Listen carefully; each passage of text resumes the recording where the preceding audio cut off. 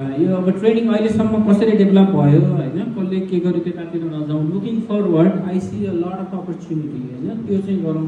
किनभने तपाईँकै कतिजना ग्रेजुएटहरू चाहिँ अहिले हाम्रो चाहिँ संसद हुनुहुन्छ, यु नो इट, मैले भन्नु पर्दैन यो कुरा। यदि कन्स्ट्रक्टिभली लाग्ने हो भने यो इस्युलाई चाहिँ रेज गर्ने हो भने मेरो विचारमा this is the right time to solve it. इस्युहरू चाहिँ छ, जस्तै तपाईँहरूलाई अहिले मास्टर्स पढेर म्युनिसिपालिटीमा चाहिँ 5औं लेभलको काउन्सिलर दियो भने त्यो आफ्नै इस्यु हुन्छ कि। मास्टर्स गरेको अरूले चाहिँ 7औं पाउने, म 5औं पाउने भन्ने हुन्छ कि। भनेपछि हामीसँग रेन्ज अफ साइको सोसलमा रेन्ज अफ हेल्थ वर्कर छैन कि। राइट फ्रम ब्याचलर गरेपछि केही गर्न सक्ने होइन, अनि ब्याचलर गरेकोलाई 5औं राख्नु पऱ्यो, मास्टर्स गरेकोलाई 7औं दिनु पऱ्यो, एमफिल गरेकोलाई 8औं 9औं दिनुपर्ने होला।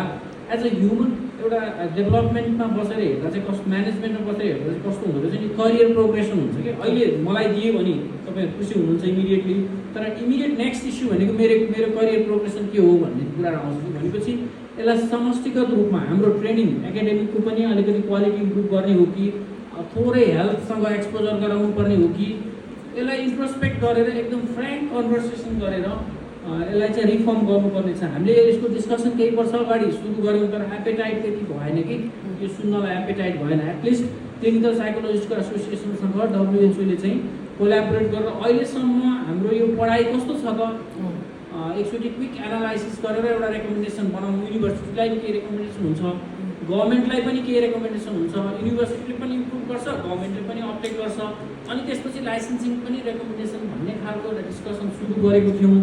तर वी आर इन्ट्रेस्टेड, किनभने मेरो विचारमा मेन्टल हेल्थमा अहिले टप प्रायोरिटी, मैले अरू पनि फोरममा नि भनेको छु, यदि एउटा मात्रै काम गर्ने हो भने यो सेक्टर होल साइको सोसललाई चाहिँ स्ट्रेट गर्नुपर्ने छ।